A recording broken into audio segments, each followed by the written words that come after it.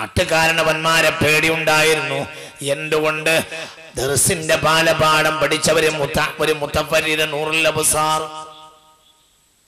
ഒരു ഇർഷാദ്, ഒരു മുർഷിദ്, ഒരു ഫത്ഹുൽ മുഈൻ, ഒരു റിയാദുസ് സ്വാലിഹീനൊക്കെ ഓതാത്തവർ വളരെ കുറവായിരുന്നു. ഓത്ത് എന്ന് മാത്രമല്ല, അവരെ 10-21 വയസ്സായപ്പോഴും പള്ളിയിൽ പോയി ഓതും. നാട്ടിലൊരു വലിയ മനുഷ്യനാകുന്നത് വരെ അവർക്ക് ദർസിനോട് ബന്ധമുണ്ടാകും, ആലിമിനോട് ബന്ധമുണ്ടാകും, പള്ളിയോട് ബന്ധമുണ്ടാകും, ദർസിനോടും നാട്ടുകാരണവന്മാരോടും ബന്ധമുണ്ടാകും. വയസ്സന്മാരെ ബഹുമാനിക്കണമെന്ന രീതി ഉണ്ടാവും. പള്ളി ദർസ് പോയതോടുകൂടെ ഇത് മുഴുവനും എടുത്തുപോയി, ഒക്കെ പോയി. അല്ലാതെന്താ? നാട്ടിൽ ജനങ്ങൾ വരുന്ന സ്ഥലമാണ് പള്ളി. പള്ളിയും നാട്ടുകാരണവന്മാരും ഉസ്താദുമാരും ഇന്നത്തെ ചെറുപ്പക്കാരും കൂടി ഒരേ സ്ഥലത്ത് ഒരുമിച്ച് കൂടിയിട്ടില്ല. ഒരു ജുമാക്ക് വന്നിട്ട് അവസാനത്തെ സൊഫിൽ നിന്ന് അവർ പോയി എന്നല്ലാതെ ഒരു ബന്ധമുണ്ടായിട്ടില്ല. മദ്രസ അതിന് പറ്റൂല. മദ്രസ എന്ന് പറഞ്ഞാൽ സെക്രട്ടറി മാത്രം ശമ്പളം കൊടുക്കുന്ന ദിവസം വന്ന് വിസിറ്റ് ചെയ്യുന്ന സ്ഥലമാണ് മദ്രസ. അത് പോരാ. മാത്രമല്ല, അത് അക്ഷരത്തിന്റെ ബാലപാഠം മാത്രമാണ്. ദർസുകൾ, നാട്ടുദർസുകൾ ജീവിപ്പിക്കാതെ അല്ലാഹുവിന്റെ ദീനിനെ കുറിച്ചുള്ള ഭയം ഖൽബിലേക്ക് ഇട്ടുകൊടുക്കാൻ ഒരിക്കലും നാട്ടുകാരെ സാധ്യമല്ല. ചിന്തിക്കണം. അപ്പോൾ നമ്മളെ കുട്ടികൾക്ക് ഡിഗ്രി കുറവാകുമെങ്കിൽ കുറവായിക്കോട്ടെ, അങ്ങനെ കുറവാവൂ എന്നുമില്ല.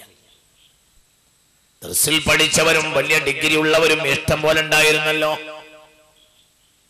ആലിമീങ്ങളോട് അടവുള്ളവരും അതോടുകൂടെ ദർസിൽ പഠിച്ചവരും മാഷന്മാരായവരും ഇഷ്ടം പോലെ ഉണ്ടല്ലോ. പിന്നെ പരിസരത്തൊക്കെ ഉണ്ടല്ലോ, ഇവിടെ തന്നെ ഉണ്ടല്ലോ, അല്ലേ? ഇഷ്ടം പോലെ ഉണ്ടല്ലോ. പക്ഷേ ഭൗതികതക്ക് മാത്രം പ്രാധാന്യം കൊടുക്കുകയും 1 മണിക്കൂർ ഒഴിവിട്ടാൽ കുട്ടിയെ കമ്പ്യൂട്ടർ പഠിക്കാൻ പറഞ്ഞേക്കും. മനുഷ്യാനീ ദുനിയാവിൽ വാസറൽ ഹയാത്തദ് ദുനിയാ വാസറൽ ഹയാത്തദ് ദുനിയാ, ഇതാണ് പ്രശ്നം. ഇത് പരിഹരിക്കാതെ മൂല്യന്മാർ വയറു പറഞ്ഞിട്ട് ഒരു കാര്യമില്ല. ഞാൻ മനസ്സിലാക്കണം. അങ്ങനെ ഇനി വേറെ മൂല്യന്മാരുണ്ടോ അവരോട് ചോദിച്ചു നോക്കി. എനിക്കതിനൊരു പരിഹാരം കാണാൻ കഴിയില്ല. പരിഹാരം ഉണ്ടാവണമെങ്കിൽ പള്ളി ദർസ് മടങ്ങി വരണം. പള്ളി ദർസ് മടങ്ങി വരാൻ കഴിയാത്തത് ആസറുൽ ഹയാത്തദ് ദുനിയ. ഞാൻ പറയട്ടെ, മാർച്ച് മാസത്തിൽ സ്കൂൾ പൂട്ടിയിട്ടുണ്ട്, ഇല്ലേ? March last പൂട്ടിയില്ലേ? 2 മാസം നമ്മളെ നാട്ടിലേക്ക് എല്ലാ കുട്ടികൾക്കും ദർസ് കൊടുക്കാൻ കഴിഞ്ഞിരുന്നല്ലോ, ഇല്ലേ? നിറഞ്ഞ ദർസ് കൊടുക്കാൻ കഴിയുമല്ലോ. മുദരിസമാർ ഇവിടെ ഉണ്ടല്ലോ, ആലിമീങ്ങളുണ്ടല്ലോ. വല്ല കുട്ടിയൊക്കെ ഒഴിവുണ്ടോ? ആ കുട്ടിക്ക് അപ്പം കമ്പ്യൂട്ടറിന് പോകണം, അവിടെ പോകണം, ഇവിടെ പോകണം, അവിടെ പഠിക്കണം, ഇവിടെ പഠിക്കും. തന്നെ ദുനിയാവ് ദുനിയാവ്. വാസറൽ ഹയാത്തദ് ദുനിയാ വാസറൽ ഹയാത്തദ് ദുനിയാ. തെക്കോട്ട് പോകണം മനുഷ്യൻ. ബസ്സൊന്ന് തലട്ടിട്ട് മൂല്യരോട് പറയാം, മൂല്യരെ ഞാൻ വടക്കോട്ടെത്താൻ ദ്വാരക്കുന്നു പറഞ്ഞിട്ട് കാര്യമില്ല. ഇന്നത്തെ അങ്ങനെയാണ് പോണത് തെക്കോട്ടാ. ഒരു തലേന്ന് പുറത്തേക്ക് ഇട്ടിട്ട് പറയാം, ഞാൻ വടക്കോട്ടെത്താൻ വേണ്ടി ഒന്ന് ദ്വാരക്കണേ. ഇതാണ് ഇന്നത്തെ അവസ്ഥ. പോണത് തെക്കോട്ടാ. വാസറൽ ഹയാത്തദ് ദുനിയാ വാസറൽ ഹയാത്തദ് ദുനിയാ വാസറൽ ഹയാത്തദ് ദുനിയാ. ദുനിയാവിനെ നമ്മൾ തിരഞ്ഞെടുത്തു, ഹറാം ചെയ്തു, കള്ളുടിച്ചു, ഇതൊന്നും അല്ല പറയണത്. അമ്മാമൻ തഗാ വആസറൽ ഹയാത്തദ് ദുനിയാ ഫഇന്നൽ ജഹീമ ഹിയൽ മഅവാ. അല്ലാഹു ബോധം തരട്ടെ, ഉറക്കെ പറയാ, അല്ലാഹു ബോധം തരട്ടെ. ഇതന്നെ പ്രശ്നം. അതിനൊരു പരിഹാരം ഉണ്ടാക്കാതെ അതിൽ മടക്കി വരാതെ കഴിയൂല. ചിന്തിക്ക്. നാളെ വീണ്ടും കുട്ടികൾ പോവുക മദ്രസയിലേക്ക്. മദ്രസ തന്നെ വേണം വേണ്ടമെന്ന് ഇല്ല, അതന്നെ ഏകദേശം ഇല്ലാതെ. മുൻഗാമികൾ വഖഫ് ചെയ്യുകയും കെട്ടിടണ്ടാക്കുകയും ചെയ്തതുകൊണ്ട് മാനക്കേട് വരുമല്ലോ എന്ന് കരുതിയിട്ട് നമ്മൾ നടത്തിക്കൊണ്ടുപോവുക. അത് തന്നെ ഒന്നുമല്ല, അത് ബാലപാഠം മാത്രമാണ്. ജീവവായു, ദീനിന്റെ ജീവവായു ശ്വസിക്കാനുള്ള സാഹചര്യങ്ങൾ ഇല്ലാതെയായി. മഗ്രിബോടുകൂടെ പള്ളിയിൽ കയറി വന്നിരുന്നു. എല്ലാവരും പള്ളിയിൽ കയറി വരും. എന്നിട്ട് പഴയ കാലത്ത് ഇരുന്നിട്ട് ഒളുണ്ടാക്കുന്ന ഹൗളിന്റെ ചുറ്റുഭാഗത്ത് ഇരുന്ന് ഒളുണ്ടാക്കി പെട്ടെന്ന് കാല് കഴുകി കയറി മഗ്രിബിന്റെ മുമ്പ് തന്നെ സുബ്ഹാനല്ലാഹി വബിഹംദിഹി സുബ്ഹാനല്ലാഹിൽ അലീം വബിഹംദിഹി അസ്തഗ്ഫിറുല്ലാഹ്. അതേ പള്ളി നിറയെ ചെറുപ്പക്കാര് പഠിക്കണം. ചിന്തിക്കും. ചെരുവ് കൂടെ ഉസ്താദുമാർ ഇങ്ങനെ ലാത്തം ചെയ്യും. സമയം ബാങ്കൊടുക്കാനായോ നോക്കി മുക്കറി അപ്പുറത്തുണ്ടാവും. ചെരുവിലൂടെ ഉസ്താദ് ഇങ്ങനെ ലാത്തു. കുട്ടികളമ്മ ദർസിൽ പഠിക്കുന്ന കുട്ടികൾ മഗ്രിബിന്റെ ഒരു കാമണിക്കൂർ മുമ്പെങ്കിലും പള്ളിയിൽ വരണം നിയമമുണ്ടായിരുന്നു. എനിക്കുണ്ടായിരുന്നു. സ്കൂൾ പഠിക്കുന്ന കാലത്തെ അങ്ങനെയായിരുന്നു. അങ്ങനെ പഠിച്ചോനാ ഞാൻ. എന്നിട്ട് പള്ളിയിലെ മൈക്ക് തുറന്നു വെക്കും. നാടാകെ ഉണ്ടായിരുന്നില്ലേ? നാടാകെ കേൾക്കുന്ന ഉച്ചത്തിൽ സുബ്ഹാനല്ലാഹി വബിഹംദിഹി സുബ്ഹാനല്ലാഹിൽ അലീം വബിഹംദിഹി അസ്തഗ്ഫിറുല്ലാഹ്. പിന്നെ മഗ്രിബ് നിസ്കരിക്കും. പിന്നെ ദർസാണ്.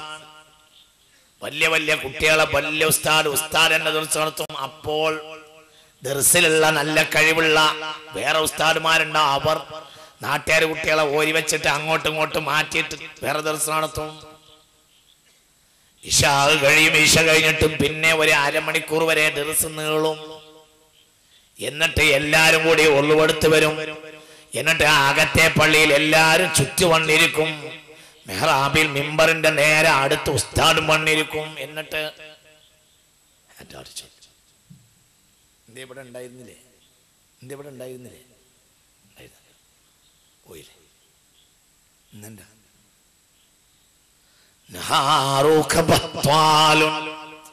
ഇതൊന്നൊരു വിഷയമായിട്ട് പോലും ഇന്നത്തെ രക്ഷിതാക്കൾക്ക് തോന്നുന്നുണ്ടോ എന്ന് എനിക്ക് തോന്നുന്നില്ല. അങ്ങനെ നാശം. കുട്ടികളെ നന്നാക്കാനുള്ള അലാവുദ്ദീന്റെ അത്ഭുത വിളക്ക് എനിക്കറിയൂല. അങ്ങനെ അറിയുന്ന ഉസ്താദുമാരുണ്ടെങ്കിൽ നിങ്ങൾ അന്വേഷിച്ച് നോക്ക്.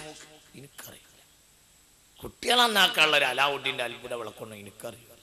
ഇതന്നെ രീതി. ഇതാണ് സലഫു സ്വാലിഹീങ്ങൾ പഠിപ്പിച്ച രീതി.